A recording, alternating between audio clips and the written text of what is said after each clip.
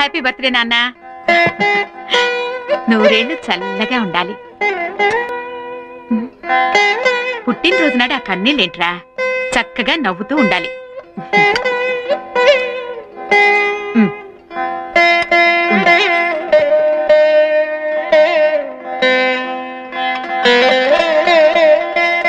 జరిగింది మర్చిపోయి అక్షింతలు తీసుకెళ్లి నాన్నగారి దగ్గర ఆశీర్వాదం తీసుకో. వెళ్ళు వెళ్ళరా.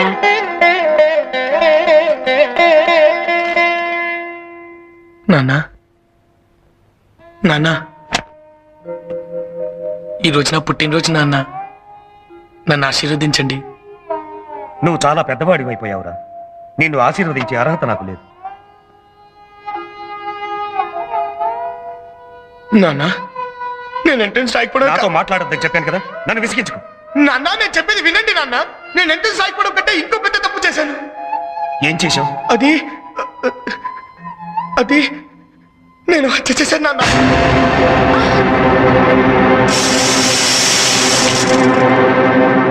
ఏమిట్రా నువ్వు చెప్పేది? అవును నాన్న, నేను హత్య చేశాను నాన్న. ఒక అమ్మాయిని కొంతమంది పాడు చేయడానికి ప్రయత్నిస్తుంటే ఆ అమ్మాయిని కాపాడే ప్రయత్నంలో పొరపాటున ఒకరిని చంపేశాను నాన్న. నువ్వు హత్య చేయడమే విట్రా. అమ్మా, అమ్మా, ఆదిత్య, లేదు, ఇది అబద్ధం. ఇది అబద్ధం అని చెప్పరా. అబద్ధమైతే బాగుండమ్మా. అమ్మా, అమ్మా, ఇది నేను కావాలని చేయలేదమ్మా. ఆ విషయంలో ఏదో అనుకోకుండా చేశానమ్మా. అమ్మా, అమ్మా, అమ్మా, చెల్లెల మీద ఒట్టమ్మా. ఇది నేను కావాలని చేయలేదమ్మా. అమ్మా, ఏంటంటే అలా ఉండిపోయారు. వాడు ఇది ఆఫీసులో చేశాడంట. వాడిని మా అన్నయ్య గారికి పంపించేద్దామండి. మీరు ఎవరైనా లాయర్తో మాట్లాడండి. అవునా, అన్నయ్య లేలోగానే కాపాడుకోనా. మాట్లాడేమిటండి, మన బిడ్డను ఎలాగైనా రక్షించుకోవాలండి.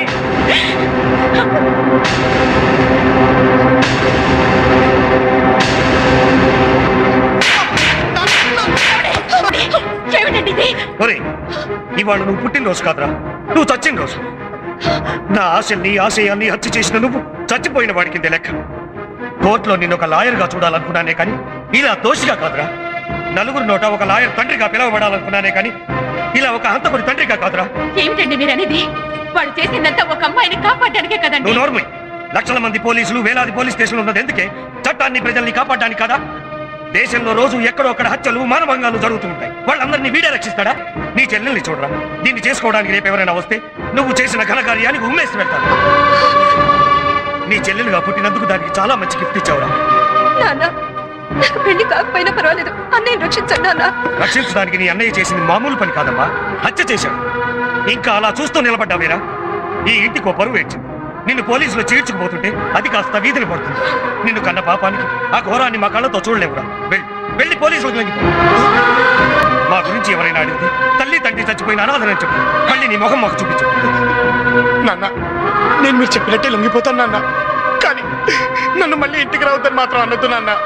మీ అందరినీ చూడకుండా నేను ఉండలేను నాన్న. నాన్న, నాకంత పెద్ద శిక్ష విధించొద్దు నాన్న. నాన్న, నాన్న,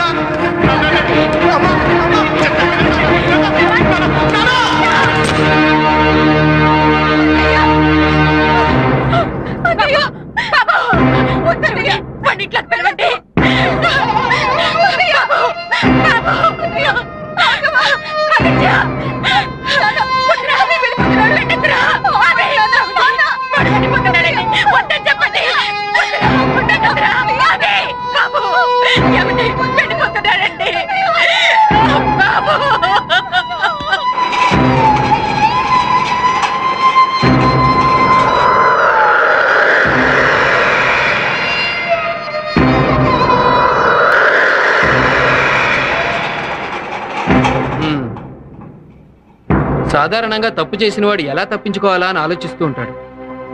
కానీ నువ్వు చేసిన నేరాన్ని నిజాయితీగా ఒప్పుకున్నావు. I appreciate that. మనం వెళ్ళి ఆ అమ్మాయి దగ్గర స్టేట్మెంట్ తీసుకుందాం. జీప్తి. Yes sir. నువ్వు హత్య చేసింది ఆ అమ్మాయిని రక్షించడానికి అన్నావు కాబట్టి నీకు శిక్ష తగ్గే అవకాశం కూడా ఉంది. ఆ పైన నీ అదృష్టం. Let's go. మీరు చెప్పేది మా అమ్మాయిని రక్షించబోయి ఇతను హత్య చేయటం ఏమిటి? నేనంతా మా అమ్మాయి ఇంట్లోనే అసలు బయటికే వెళ్ళలేదు సార్. అది ఎవరో రౌడీలు మీ అమ్మాయిని పాడు చేయబోతూ ఉంటే ఇతను వెళ్ళి రక్షించానని చెప్తున్నాడు. రోడ్డు మీద ఎవరో ఏవో మాటలు చెప్తే ఇంటికి వచ్చి అడగడం ఏమిటండి? ఈ విషయం తెలిస్తే నలుగురులోనూ మా పరువేం కావాలి? సార్ ప్లీజ్ సార్, నేను చెప్పేది అబద్ధం కాదు సార్. ఏమిటండి మీరు చెప్పేది? ఏం మాట్లాడుతున్నారు? చెప్పలేదంటారేంటి? ఈ గొడవ అంతా ఎందుకు సార్? ఒకసారి మీ అమ్మాయిని పిలిస్తే విషయం ఏంటో తెలిసిపోతుంది. సరే లలిత,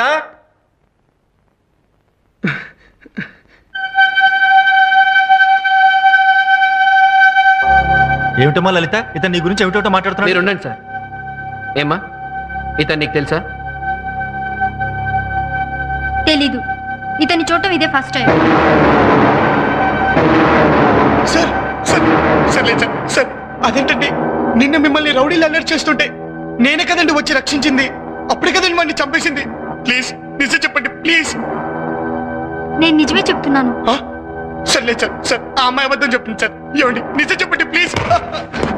ఏరా, పోలీస్ అంటే నీకు ఆటలుగా ఉందా? లేదు సార్. సార్ లేదు.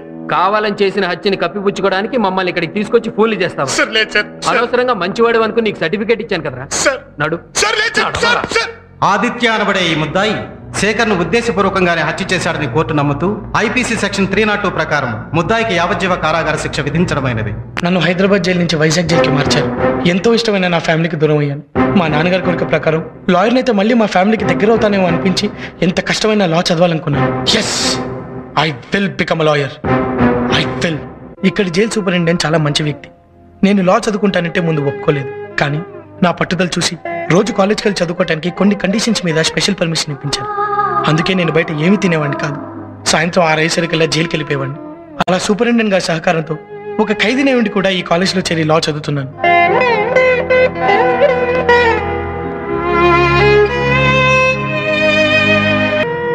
నేను మీలా అమ్మ చేతి కమ్మని వంట తింటం లేదు. సంతోషం వచ్చినా బాధ కలిగినా మీలా అయిన వాళ్ళతో పంచుకునే అదృష్టం కూడా నాకు లేదు. మీలా తండ్రులు సంపాదించిన ఆస్తులతో చదువుకోవడం లేదు. మీకున్న ఏ ఒక్క అవకాశం కానీ అదృష్టం కానీ నాకు లేవు. అయినా నేను ఎందుకు ఇంత కష్టపడి చదువుకుంటున్నానో మీకు తెలుసా? లాయర్గా చూడాలన్నా, నా తండ్రి ఆశ నెరవేర్చడం కోసం. మీ తల్లిదండ్రులు మీకు కావలసినవన్నీ ఇస్తున్నారు, కానీ మీరేం చేస్తున్నారు? ఏ చదువు కోసం అయితే కాలేజ్కి వస్తున్నారో ఆ చదువును పక్కన పెట్టి రౌడీలా గుండాలా మారుతున్నారు. సత్య, నువ్వు అంజలి మీద యాసిడ్ పోసుంటే నీ జీవితం జైలుపాలై ఉండేది.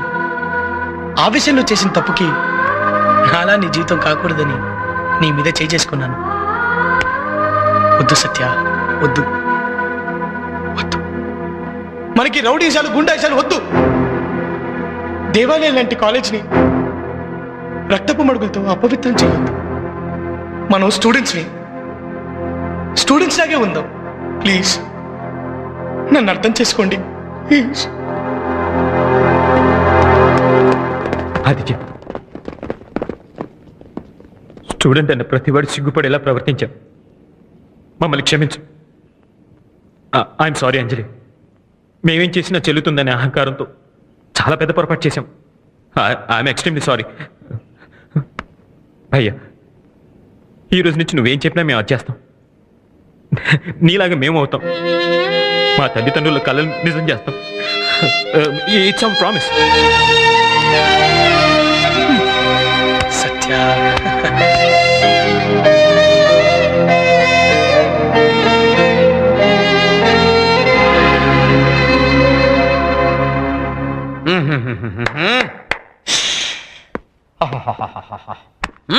నాలుగు గంటల నుంచి వెయిట్ చేసి తల్లొప్పొచ్చింది కానీ లీకేజ్ సంపయ్య గారు రారేంటి? విఐపీ దగ్గరకు వచ్చేటప్పుడు అంతే డాక్టర్ గారు భరించాలి. Control your self. ఏం కంట్రోల్ ఎవరు సెల్ఫ్? తల్లొప్పి భరించాలంటావా? అబ్బే. హలో, డాక్టర్ సుబ్రహ్మణ్యం అండి. నేను డాక్టర్ బ్రహ్మానందాన్ని మాట్లాడుతున్నానండి. అవునండి, బాగా వాంతులు విరోచనాలు తల్లొప్పిగా ఉందండి. ఏం టాబ్లెట్ వేసుకోమంటారు? యాస్పిరిన్ వేసుకోమంటారా? వద్దా? అనాసిన్ వేసుకోమంటారా? వద్దా? మరి ఏమిటి? సారడైన్ వేసుకోమంటారా? ఓకే. అదే మిస్టర్ డాక్టర్ బ్రహ్మ, మీరే డాక్టర్ అయి ఉండి వేరే డాక్టర్ ఫోన్ చేసి కనుక్కుంటున్నారు. సొంత రోగానికి సొంత వైద్యం చేసుకోవటం మా ఇంట వంటలు. I see. 1 సెకండ్, ఫోన్ ఏదో వచ్చింది. Hello, engineer Ali speaking. ఏమిటి? మా ఇంటి పిల్లలు రెడీ అయిపోయినాయా? Very good. రేపు తీసుకుంటా. Thank you very much. అదేమిటి ఇంజనీర్ అలీ గారు, మీ సొంత ఇంటికి వేరే ఇంజనీర్ ప్లాన్ ఏంటి? ఏమిటి? సొంత ఇంటికి సొంత ప్లాన్ వేసుకోవటం మా ఇంట వంటలేదు.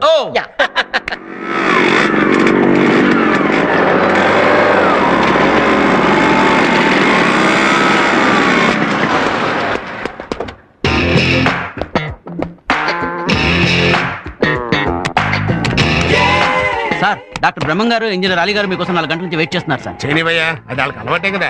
నమస్కారం నమస్కారం నమస్కారం అందరికీ నమస్కారం. ఏంటి ఇలా వచ్చారు? తిరుపతి ఎందుకు వెళ్తామండి? గుండు గీయించుకోవడానికి. నోర్మోయ్, మొక్కుబడి తెచ్చుకోవడానికి. అయ్యా, ఆ రోజు తమరు క్వశ్చన్ పేపర్ లీక్ చేయడం వల్ల నేను సూపర్ డాక్టర్ నై సూపర్ స్పెషాలిటీ హాస్పిటల్ పెట్టి సూపర్ గా సంపాదించుకుంటున్నాను. రోజుకి ఎంతమందిని చంపుతున్నావు? 1 hour నన్ను 2 లేక 3. ఆహా, కుటుంబ నియంత్రణ టైప్ లో జనాభా నియంత్రణ జరుపుతున్నావు అనమాట. అంతా తమరిదయ్యా. అయ్యా, ఇదిగో తమరి వాట. అరే మహాప్రసాదం. ఇదిగోండి అయ్యా, పిచ్చి గూడు కూడా కట్టిన రానివ్వండి.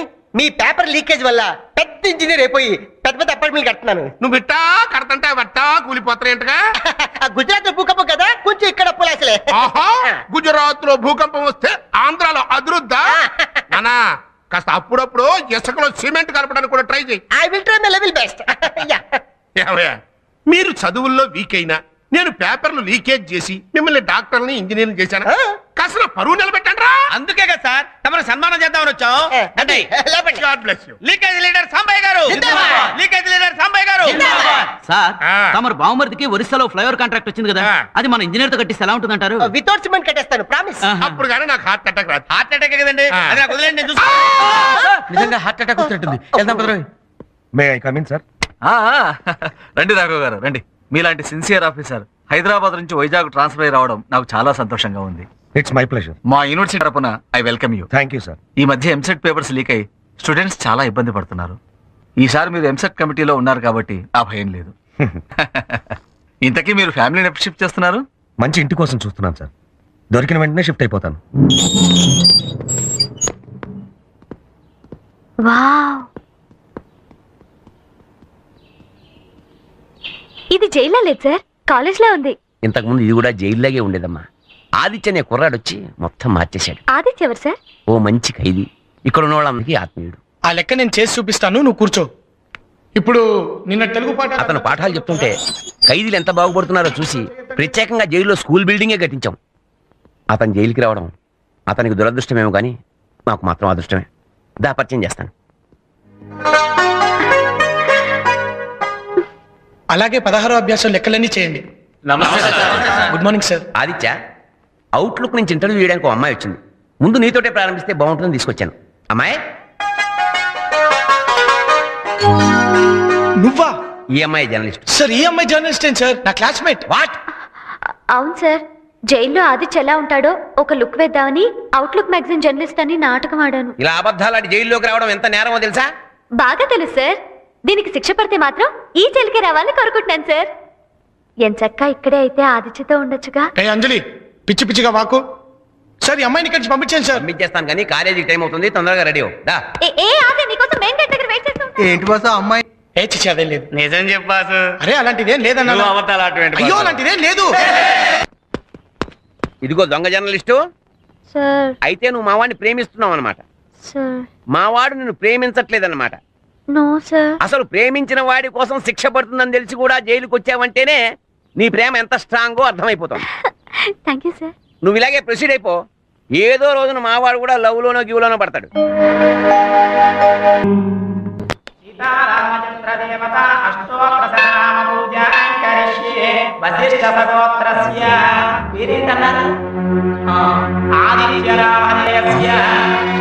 నా పేరు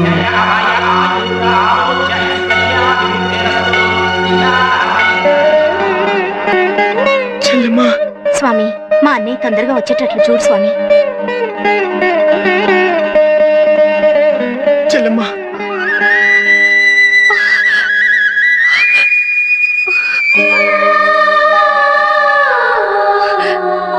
చెల్లెమ్మా, అన్నయ్య, చెల్లెమ్మా, అమ్మ ఎలా ఉందిరా? బాగుందన్నయ్య. ఎన్ని రోజులు కనిపించావు అన్నయ్య. ఇవాళ నీ పుట్టినరోజు కదా, అందుకని అభిషేకం చేయించాను. హ్యాపీ బర్త్డే అన్నయ్య. నా పుట్టినరోజుని గుర్తుంచుకుని మీ అందరూ జ్ఞాపకం ఉన్నారు, కానీ మీ అందరినీ దూరం చేసిన పుట్టినరోజుని నేను మర్చిపోయాను.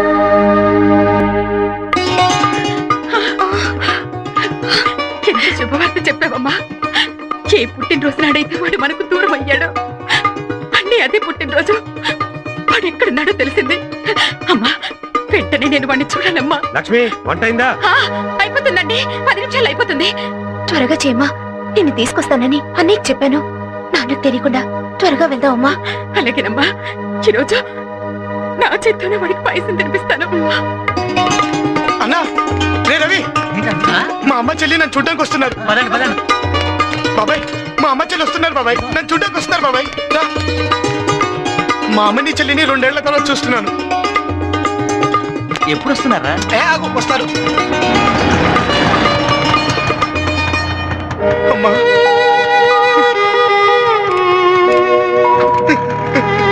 బాబాయ్, అమ్మ. లక్ష్మి,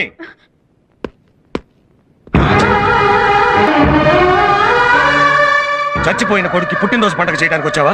ఏమండి, అలా మాట్లాడకండి, నేను తట్టుకోలేను.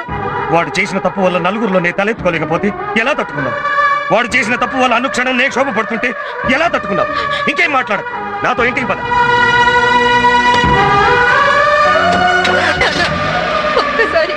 ఒక్కసారి అన్నితో మాట్లాడి వెళ్తాను. ఇంతవరకు వచ్చాం కదా, అమ్మ కూడా ఎంతో ఆస్తి వచ్చింది. ప్లీజ్ నాన్న, ఒక్కసారి వాడితో మాట్లాడతానండి. ఇవాళ వాడు పుట్టినరోజు అండి, ప్లీజ్ అండి. ఏమండి నాన్న,